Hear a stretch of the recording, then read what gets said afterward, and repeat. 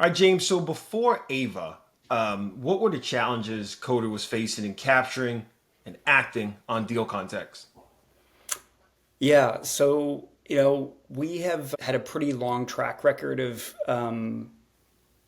engaging in very programmatic and detailed ways with our customers. And I think one of the things that's been sort of notable for us or a challenge for us prior to Ava was, how do we take all of this rich context and specific language that sort of describes like how our customers operate, sort of captures the essence of their cultures.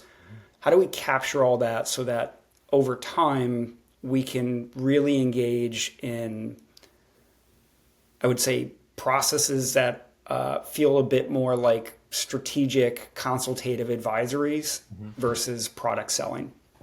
And so for us, really, the challenge has always been how do you take generalized situational credibility in a space as ours, which is cloud development environments for large scale enterprise, and how do we morph the general sort of situational credibility in the language that we use in a way that really emanates strongly across all of our stakeholders and buyers that we engage with on what are relatively large scale, multifaceted campaigns.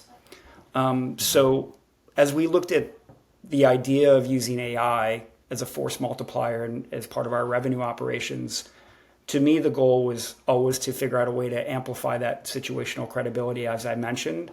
But that situational credibility actually came through allowing us to really understand how our customers were speaking about the problems that we solve so that we could mimic their language and uncover real value that they could then help us sort of push up the chain to get to faster consensus buying behaviors on our engagements. Totally. When you looked at AI as a force multiplier, I'm sure you looked at a lot of Yeah. solutions. What made Ava stand out? I think we made a strategic decision early on that, we, I think picking where you start to look at sort of the application of AI into sales operations or revenue operations is really important. For us, we made a strategic decision that beginning at the middle of the funnel, in terms of where we could actually sort of help accelerate and sort of again drive some more efficiency in, I would say, deals that we've already had good progressions within, was a great start. I think we got a chance to learn a lot about how AI could be more of an assist rather than a replacement effectively for humans.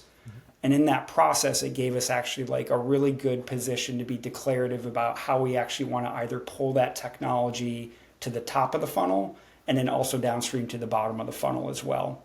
How quickly did it take to become a part of seller workflows? What changed in their approach once Ava was in play? I think with my team, what was super important was to sort of lay out a vision that was clear and articulated the goal of how we wanted to use AI.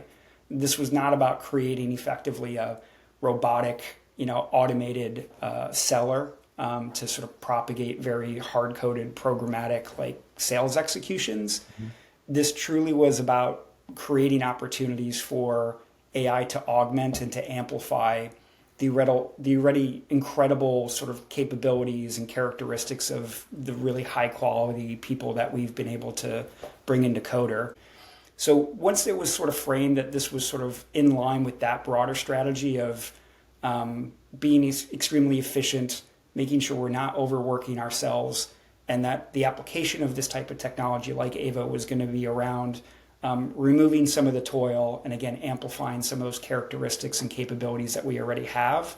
Then it was really, I think, well adopted, and some of the, I would say, reservation about sort of experimenting with the technology from the broader team dropped off. Yeah. I think the real thing that sort of codified it and the value for the sellers was once we started to see Ava being able to actually create more efficiency in terms of the time that our customers needed to spend with us and the appreciativeness of how customers were really respecting how we were crafting language and then progressing through meetings with them in this highly organized and efficient fashion. That was for the reps like the piece that really made this take off for us, because we found that ultimately everything that comes down to having a great product. But if you can merge a great product with a great sales collaboration technique that respects our customers' time and their cultures, that has dramatic impacts on how fast and how large you can close your deals. Absolutely. And that's, I think, what we've been able to learn with Ava. But you got to have a clear mission statement with your people in terms of how you're going to intend to use this technology in short term and long term. And it has to have a value statement for them personally. And they have to see the value statement of that technology application for their customers, who they're very protective of. Absolutely. James, can you describe a moment where Ava delivered an insight or provided an acceleration that materially changed the outcome or trajectory of an opportunity? Yeah, I mean, we've been using it for a while now, so I have a lot of examples of this. I can give you two. So one is actually maybe a end of funnel sort of progression that we've seen with the technology, where because we are putting all of this rich interaction and context into Ava from every customer conversation on every opportunity that we do. So whether that's artifacts, call recordings, call notes, different sort of partner engagement activities. As we coalesce all this together, one of the things that's been incredible with Ava for us has been at the conclusion of actually winning a deal. We traditionally, after somewhere between 100 or a 200-day sales cycle, we'd have to come back and say, okay, let's go capture all of this sort of domain knowledge over the use case, the details of sort of what our value proposition was for this customer, all the reasons we won the deal fundamentally, both tactically and strategically across the technical win aspects and the business value outcomes. That was very difficult to sort of get those win reviews done. And so one of the things that's been incredible with Ava has been our capacity to actually automate sort of win reviews and be able to sort of create an artifact in a single slide that really talks about not only the use case, but like the real in-depth details around what happened that ultimately answered to what we use. Like we use this concept, we don't use MEDDIC, but we use this concept called the 3 whys, right? So why now, why coder, why do anything, right? Those are the 3 answers that we fundamentally try to get to. And what's cool about Ava is that we get the detail to all of those questions, but like it's backed actually by referenceable customer quotes, like at that level of detail. And then the richness of the context around what we were actually doing and sort of the situation that we helped sort of alleviate for them. We've just been able to take that game to like another level. And so the downstream effects of that have been, we can now start to look at sort of subjugating or kind of creating sub-tiers to sort of core use cases that we've typically marketed against. And we can actually start to make those vertically focused, and we can make them very specific. And so it's allowed us as sellers, I think, to recognize patterns a little bit more effectively with other customers. But it's also allowed our marketing teams to start to diversify how we're speaking in the market through our microphone to actually generate top of funnel impact for us as well. The other example I'll give you is probably a little bit more midstream for us.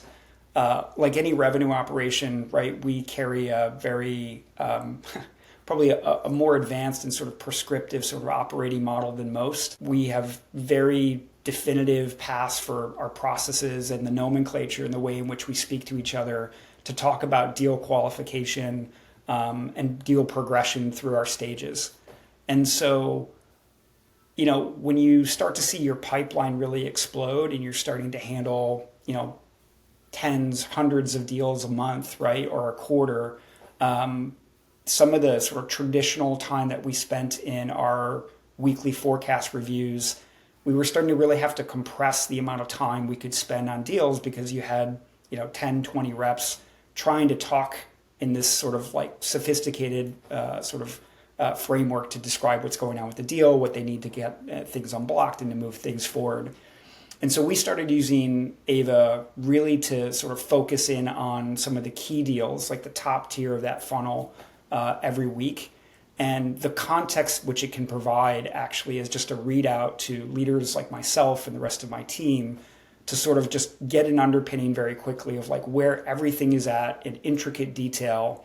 And then to also have like a conversational interface to ask more questions and dive deeper and deeper based on the journey of learning that I want to go through before I get on these calls to speak with the reps, that has caused, I think, two things to happen. One, a much more efficient forecasting call for us because we don't need to spend as much time on color commentary, and we can just get to the heart of what needs to happen next. And the other thing I think it's been able to do is, I'll come back to this efficiency. Just I look at new people come into the company because we're adding people to the team all the time. And I see that they're blown away at the efficiency in which that meeting can take shape and the amount of people that can contribute in the course of a 60-minute meeting to get to sort of viable next steps and outcomes. So those are the two examples I would use. There's probably 100 others that I have at this point after, kind of continually having the opportunity every day to work with Ava and slot it in to make things, faster and more efficient for us.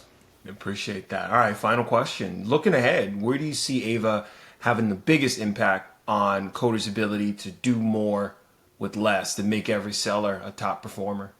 Yeah, I mean, look, I think we come from a very strong technical elk, right? This is a company that is, founded by engineers.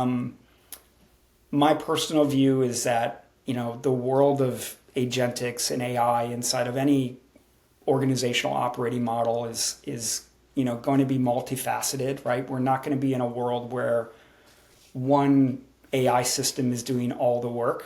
So for me right now, like the power of Ava moving forward is this idea that, to start, we have a really credible and contextually trained AI asset that helps us at the middle of our sales funnel and is starting to pull down to the bottom of it and is starting to pull to the front of it as well. But I see it as part of a larger picture that ultimately will roll up into a broader sort of aggregate command structure that will be fed by other agentics and AIs that we're using in other parts of our either revenue processes or our marketing processes or finance processes, et cetera.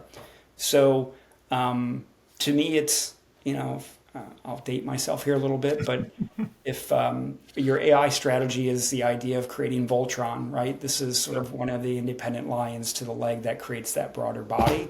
And we feel pretty confident that it will do its part as an individual basis, but it will also be flexible enough to roll us up into a greater whole as well. That's awesome. That's awesome. Thank you, James. We appreciate you. Yeah, my pleasure.